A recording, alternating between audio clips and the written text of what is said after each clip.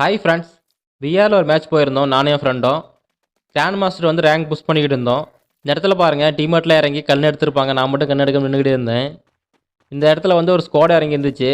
இப்போ அந்த ஸ்குவாடை வந்து கண் எடுத்துகிட்டு என் டீம்மேட்டை துரத்திட்டு இருந்திருப்பாங்க. நான் மட்டும் கண் எடுக்காமல் அங்கேயும் இங்கேயும் சுற்றிக்கிட்டே இருந்தேன். எப்படியும் ஒரு வழி கண் எடுத்துட்டேன். கண் எடுத்து இந்த இடத்துல பாருங்கள் டவுன் வச்சுருப்பேன். டவுன் வச்சுட்டு மூணாவது ஆளாக கில் எடுக்கலான்னு போயிருப்பேன். தேடி போய் அங்கே போனால் என் ஃப்ரெண்டை அழுத்தி பிடிச்சி டவுன் வச்சுருப்பாங்க. நானும் அழுத்தி பிடிக்கலாம் அழுத்தி பிடிச்சிருப்பேன். இன்னொரு டீம்மேட்டில் இன்னொரு ஆள் வந்து பேக்கப் கொடுத்து எங்களை அழுத்தி பிடிச்சிருப்பேன். என்ன அழுத்தி பிடிச்சிருப்பான். அழுத்தி பிடிச்சி டவுன் வச்சுருப்பான்.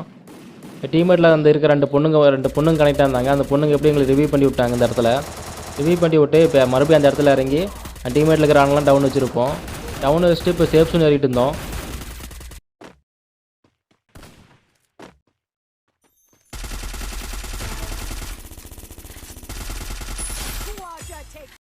சேஃப் ஜோன் ஏறும்போது இந்த பொண்ணுங்க என்ன பண்ணிட்டாங்கன்னா ஹிட்லிஸ்ட்டு போட்டாங்க. ஹிட்லிஸ்ட்டு போட்டதுனால அந்த ஹிட்லிஸ்ட் போட்ட எனிமி சும்மா இருப்பானா எங்களை தேடி வந்துட்டான்.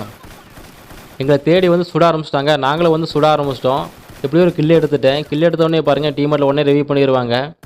நாங்கள் என்ன பண்ணிட்டோம்னா இந்த இடத்துல அந்த ஒரே எனிமியை வந்து டார்கெட் பண்ணிவிட்டோம். அவங்க என்ன பண்ணிட்டாங்கன்னா அந்த டீம்மேட்டில் ஆப்போசிட் டீம் வந்து என்ன பண்ணிட்டாங்கன்னா எங்களை சுற்று போட்டு எங்கிட்ட 3 பற்றி முடிச்சிருப்பாங்க. உடனே என் ஃப்ரெண்டுகிட்ட என்ன சொன்னால் மச்சான் 3 பற்றி முடிச்சு விட்டாங்க, நீ தானே எங்களை காப்பாற்றணும் அப்படின்னு சொல்லிட்டேன். உடனே என்ன பண்ணிட்டான்னா க்ளோவால் போட்டு பேக்கப் அடித்து ரிவ்யூ பண்ணியிருப்பேன் அந்த இடத்துல. அவங்களே எப்படியே கில் எடுக்கலாம், லாஸ்ட்டு ஒரு எனிமி தானே கில் எடுக்கலாம்னு நினச்சிட்டு அவங்க சுட ஆரம்பிச்சு சுட்டுருப்பாங்க.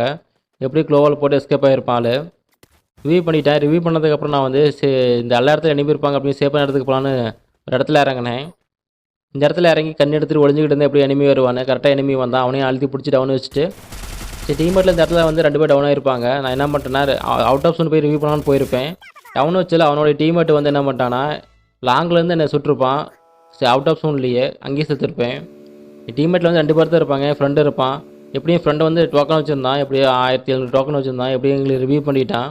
லாஸ்ட் ஒன்று வேறு எங்கே இறங்கினா எனிமி இருப்பாங்க. சரி லாஸ்ட்டாக ஜோனுக்கு ஓரமாக இறங்கலாம் அப்படின்னு இறங்கி அங்கே இருக்கிற கண்ணெலாம் பொறுக்கிட்டு பாலத்திலேயே உட்காந்து இருந்திருப்பேன். இப்போ ஏர்லேயே பாருங்கள் 2 பேர் டவுன் வச்சுருப்பேன். இந்த இடத்துல லாஸ்ட்டாக வந்து 4 பேர் இருப்பாங்க. 4 பேர்த்தையும் வந்து டீம்மேட்டே முடிச்சு விட்டு போய் அடிச்சிருப்பாங்க.